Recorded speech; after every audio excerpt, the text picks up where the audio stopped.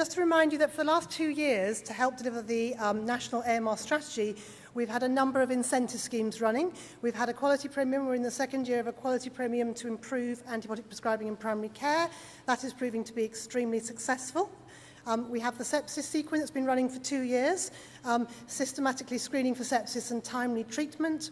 And this year we have the AMR sequin, which is starting to identify antibiotic consumption and drive a reduction in trusts through the use of improved stewardship.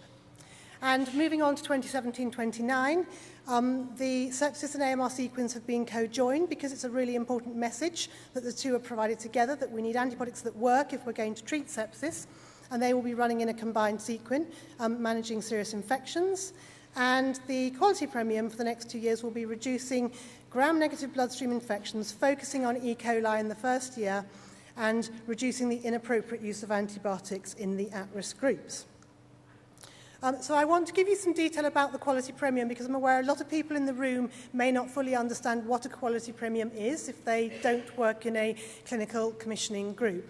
So this is a reward scheme for CCGs. It's not for GPs, it's for CCGs, and that's really important. And it's to improve the quality of the services they commission. It incentivises CCGs to improve patient health outcomes and reduce inequalities in health outcomes. And Susan demonstrated the variation in rates of E. coli bacteremia at CCG level, and that's why this is really important. CCGs have to reduce that variation. The payment attached to the quality premium, and there are 5 elements to the quality premium for the next 2 years, one of which is bloodstream infections, is £5 per head of population for all 5.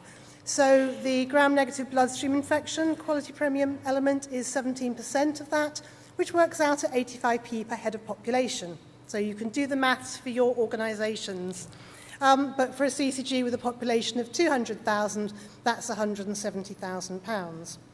But it's worth pointing out, unlike a sequin, which has in-year payment, CCGs do not get in-year payment for quality premiums. They're paid the following year, usually in Q3, around Christmas time, and their payment depends on independent gateways. There's a quality gateway, financial gateway, and also actually an NHS Constitution gateway.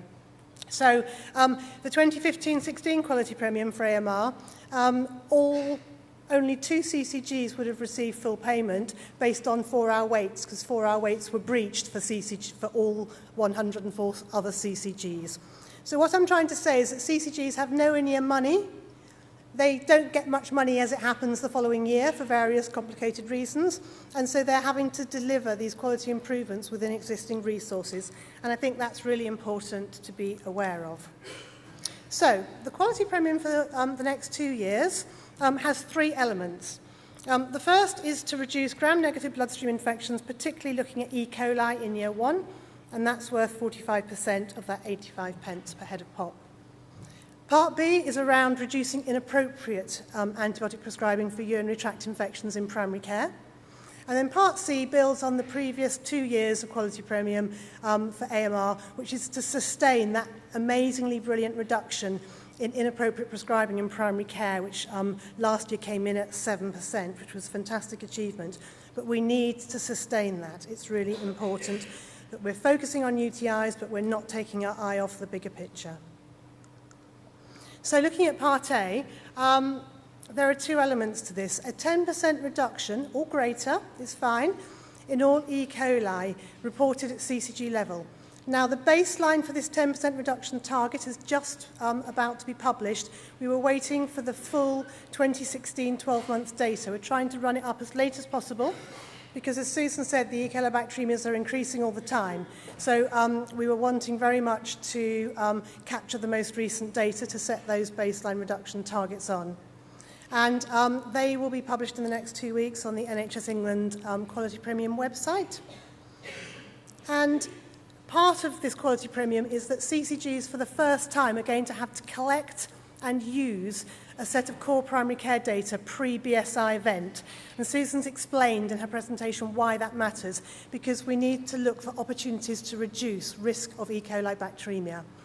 And some guidance on what that core data could look like, should look like, will also be published in the same baseline target annex. And that will help save CCGs time trying to figure out what they need to do. But the QP has been structured in Q1 of next year to allow CCGs to think about how they're going to capture that data. Collection and reporting of the core primary care data set will continue in the following year as well. So if you can't wait for the targets to go up, you can figure out what they're likely to be if you don't have the number of E. coli bacteremias for your CCG in your head, like I do for mine.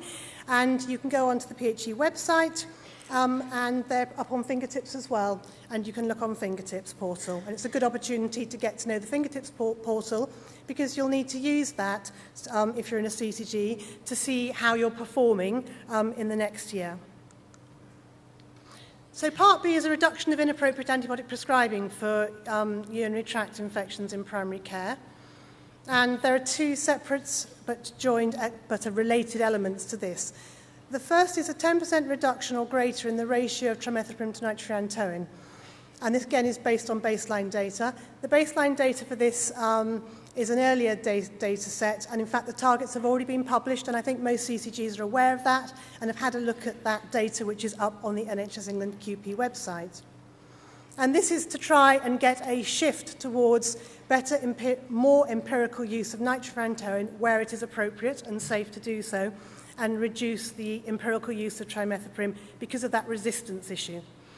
If you had a choice between a drug with a 30% rate of failure or a 97% rate of, or 3% rate of failure, which would you choose for your UTI? It's worth thinking about. And then the second element is targeting the at-risk group who are age 70 and over, and there are very frail, vulnerable elderly patients. And it's particularly important because the rate of resistance associated with trimethoprim is greater in that age group based on the data we have at the moment. And for the first time, therefore, we are able to identify primary care prescribing by age bands, and we're able to target our intervention. In 2018, reduction thresholds will be revised to ensure that that element of the next QP is appropriate. So, what does current primary care prescribing look like for trimethoprim and nitrofurantoin? Well, this is the last 12 months data. Every data point is actually 12 months. It's a monthly rolling 12-month trend. And you can see there are about 3.6 million trimethoprim items. This is all CCG, so it doesn't include community service trusts, but probably includes out of hours if they are attributed to a CCG. And about 2.6 million items of nitrofurantoin, and you can see that very gradually the trimethoprim is going down and the nitrofurantoin is going up, and that reflects the guidelines that we've been working to, which generally say choose one or the other, but the guidelines have changed. What does that look like in terms of CCG performance? Well, this is a scatter plot of the ratio of trimethoprim to nitrofurantoin along the horizontal axis, and it's plotted against the number of items of trimethoprim, so you've got some idea of volume of trimethoprim. And clearly some CCGs are very much larger than others. But if you look at the ratio of trimethoprim to nitrofurantoin, you can see there's 5-fold variation between CCG performance.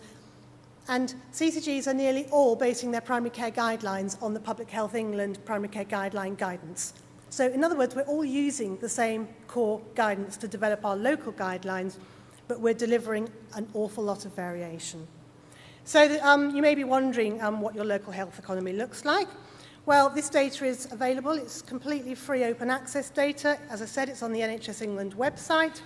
The scatter plot, that scatter plot is part of the data set. You can go on and identify yourself, and you can use it locally if you're wanting to look at how CCGs in your area or STP area teams, similar 10, compare. So this is quite interesting because you can start to see who's where. And New Devon, it should be said, is the largest CCG in the country. But that's an awful lot of trimethoprim being used. And I would like you to note particularly Sheffield and Leeds North down in the bottom left-hand corner. In fact, all 3 Leeds CCGs have a combined approach, and they're all about where Leeds North is. because what you can do is CCGs can start to compare themselves with what's called their similar 10. CCGs are put into similar 10 bundles of CCGs that are considered to have a similar demographics and disease prevalence. So Sheffield and Leeds West are in the same similar 10. And you can see from the Prescript Antimicrobial Stewardship Hub, which is a free resource that's been set up and been running for the last 2 years to allow CCGs to improve their antimicrobial stewardship, you can see very different prescribing patterns. And you can see that Leeds North have been dramatically reducing their, Leeds West, sorry, have been, well, all of Leeds actually, have been dramatically reducing their trimethoprim while increasing the nitrofurantoin. So we can go to Leeds and say, you know, how did you do this? Does it work? Have you caused any harm that we need to know about? What have you done? So moving on to the next element, which is the use of trimethoprim in those people aged 70 years plus, some of whom will be very frail and very vulnerable, and many of whom may be in some form of care home environment. I mentioned we had 3.6 million items for trimethoprim in the baseline data set, which is June 2015 to May 2016. And we have age-related data, we have age-identifiable data for about 74% of those prescription items. And that's the best we can do at the moment, and that will increase as EPS rolls out. So this is what the baseline data is set on. It's set on those 74% we have age-identifiable data for. And you can see the variation by age band. So 40% of trimethoprim is used in people aged 70 or older. And I was really surprised. That's over 1 million items of trimethoprim. That's an awful lot of trimethoprim in people for whom we know there's quite a high failure rate associated with blind empirical use of trimethoprim. So the third part of the QP is that sustained reduction in inappropriate prescribing in primary care. And for next year, all CCGs will be expected to reduce their prescribing to 1.161 items per star PU or lower. And if you're the CCGs in the room will understand that metric because they're working to that at the moment. And for CCGs in the room, it's important to note that the CCG Improvement and Assessment Framework will continue to use the current 2 metrics. So that's items per star PU of antibacterials and proportion of coamoxiclav, cephalosporins and quinolones. So that's not going off the radar. It's just the proportion of broad spectrum is no longer in next year's quality premium, but it's still in the CCG-IF. You still need to worry about it. We've still got large variability, and everybody will need to get down to 10% or below. And the current antibiotic monitoring dashboard that's published monthly, again on the NHS England QP website.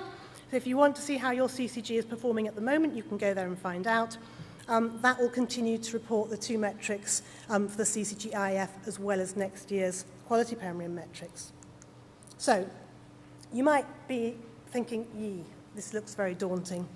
And if you're in a CCG, my goodness, we're not necessarily used to collecting data at this scale, and what are we going to do?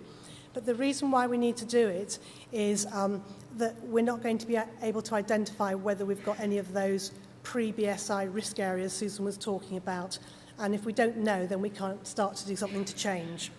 So CCGs will need to do that data capture. So how are they going to do that? Do they have existing systems that are fit for purpose? Maybe practice pharmacists could help.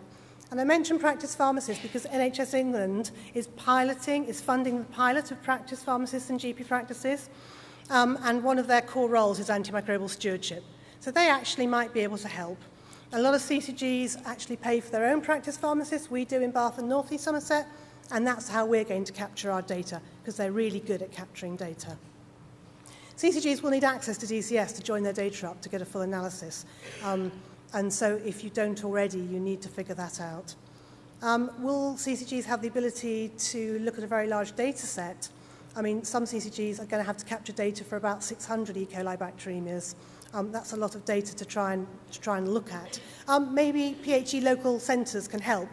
PHE local centres have been tasked with helping deliver locally or regionally the AMR agenda, so ask them for help. And certainly I know Leicestershire CCGs have been talking to PHE in the Midlands.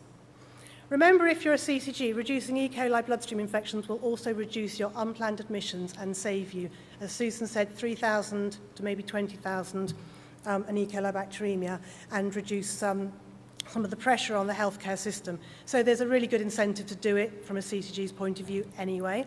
And clearly from a patient point of view, this is really, really important. So it has to be a whole healthcare system approach, because there's no point looking at what the community or district nursing service are doing with catheter care, for example, if the hospitals are continuing to do whatever they usually do and putting catheters in and discharging people with catheters. We need to start working together. NHS Improvement are going to be providing a steer on interventions and resources, and that will be coming out to provide some resource help. But we need to collaborate and we need to share our expertise. And we'll be doing that today. So this afternoon after lunch, there's some really good sharing of what's been successful. So I really encourage you to make sure you stay and listen to those presentations, because it really might help you. And how about an STP-wide intervention? It might be more efficient use of those very limited resources to work together across an STP. And in Bath, Swindon and Wiltshire, that's what we're going to do. We know Swindon have been doing some great work with wounds. We might be able to learn from that.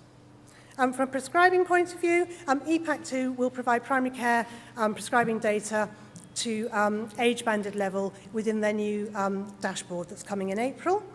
NHS England antibiotic monitoring dashboard will continue to report performance monthly at a CCG level, and PHE Fingertips portal will be reporting the E. coli cases, as do your local PHE centres. PHE have also updated the UTI content of Management of Infection Guidance for Primary Care. They're here today. They've got a stand. There are copies of that guidance on the stand. They're also running a workshop. So very lastly, this slide really sums up the fact that we need to take a whole health economy look. We need to have everybody looking at improving the same areas. Hydration is essential wherever your patient is in your health economy. Hand washing is essential. Appropriate antimicrobial prescribing is essential. Good catheter care, do you really need it, is essential. Management of ulcers and wounds. It doesn't really matter where you are in your patient pathway. Everybody needs to be doing the right thing.